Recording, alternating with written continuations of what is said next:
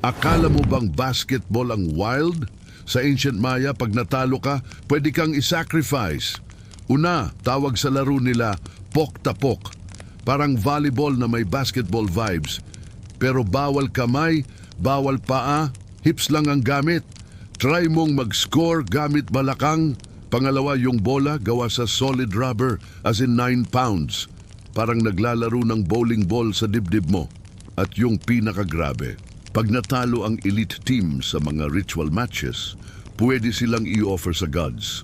Oo, may chance na yung MVP mismo, sila pa ang iaalay. Para sa kanila, the higher the sacrifice, the more honored ka daw. Parang champion ka na, patay ka pa.